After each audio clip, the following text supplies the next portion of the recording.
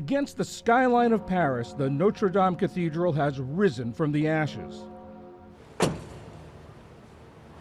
Its official reopening marked by Paris Archbishop Laurent Ulrich knocking on the once shuttered doors. Inside, led by French President Emmanuel Macron, dignitaries and clergy rose to applaud the hundreds of Paris firefighters who fought for hours to douse the flames. Je me tiens devant vous. I am here before you, before we begin the Mass, to tell you of the gratitude of the French nation. Gratitude for all those who saved, helped, and rebuilt Our Lady of Paris, Notre Dame de Paris. For nearly 900 years, it had survived the French Revolution, the Franco-Prussian War, and World War II, only to be devastated in April 2019 by a massive fire. The roof went up in flames and the spire toppled, nearly destroying the main bell towers. Outside the incinerated landmark, stunned onlookers sang hymns. Reconstruction began almost immediately. 2,000 craftspeople from around the world worked on the project, battling COVID-19 restrictions and toxic lead dust left by the fire. Dozens of world leaders, diplomats, and celebrities attended the celebration of the monument's rebirth. President Biden didn't attend, citing an unspecified scheduling conflict, and sent First Lady Jill Biden in his place. Macron personally invited President-elect Trump, who made his first overseas trip since the election. For Mr. Trump, it was a high-profile return to the global spotlight and an opportunity for face-to-face meetings with Macron and Ukrainian President Volodymyr Zelensky. So today was more than just a celebration of the cathedral's restoration. It was also President-elect Trump's return to the world stage.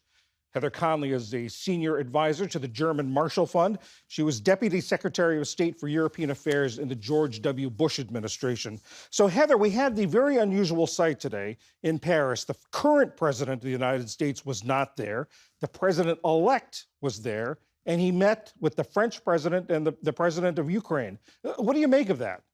Yes, John. I mean, it's really extraordinary to have a president-elect really beginning to take the approaches of state, conducting foreign policy while we already have a different administration in place. So these are extraordinary times. And certainly President-elect Trump is taking advantage of this moment and the world's focus on the reopening and restoration of Notre Dame to begin that important diplomacy. Now, we're told that French President Macron really lobbied the president-elect to go, that he called him personally. Why was it so important to Macron that Mr. Trump show up?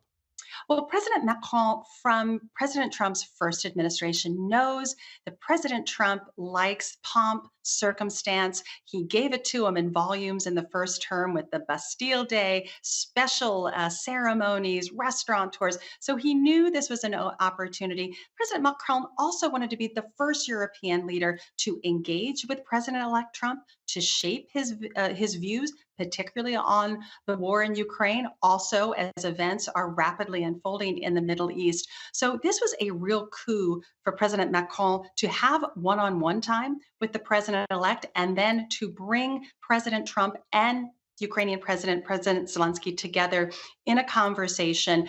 This was really important. So it paid off. And it's great because President Macron has really had a tough week domestically, and he pulled a great coup off today.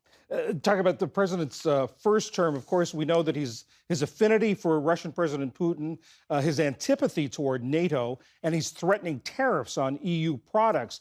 How is Europe approaching this, or how are they viewing this second Trump administration? Well, the good news is the European leaders are not surprised. They were really scrambling in 2017. They didn't have the connections into the Trump administration or his closest advisors. They have been working this for several months, meeting with advisors, making those connections. And it is very, very important when our European allies rely on America's security. Europe is America's largest trade and investment partner. It is really important to shape those policies. So they've really begun to take that approach. They have scenarios for everything. They have scenarios to, try to not have those tariffs be imposed by an incoming Trump administration, offering some carrots, some incentives. But our European allies are also quite prepared if we go down a tariff road to remind us that painful tariffs can go both ways, and it will certainly impact the American economy.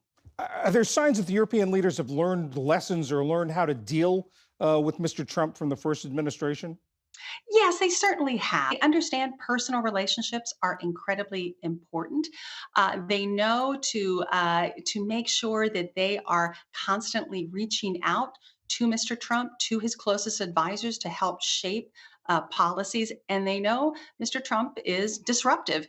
He may say and shape a policy one day, he may contradict himself in a 24-hour period. And so they are constantly trying to shape a more positive policy outcome. And they're reminding Mr. Trump that, should Ukraine fail, should NATO fail, that is actually a massive failure for him, for his administration. So he wants to project peace through strength. Strength is our closest relationship with our NATO allies. The political landscape, as you referred to earlier, is in Europe is very different than in the first Trump administration. Germany's Angela Merkel is gone. Moderate leaders being pressed by populists on the right. How is that going to affect European relations with the next Trump administration? Yes, I mean, we know the president-elect likes to have those one-on-one relationships. And we know he, in addition to seeing President Macron with the Notre Dame ceremony, he's also seeing the Italian Prime Minister, Prime Minister Meloni. This is a different political landscape in Europe. You do have more right, center-right leaders. And certainly you have very close allies in Europe, like Hungarian Prime Minister Viktor Orban. So it has a political landscape which may be more suited to those issues, but those same allies want a strong America engaged in security, in growing trade and investment. They don't want to see an isolationist America. They certainly don't want to see the United States imposing tariffs and harming both of our economies on both sides of the Atlantic. Heather Connolly, thank you very much. Thank you.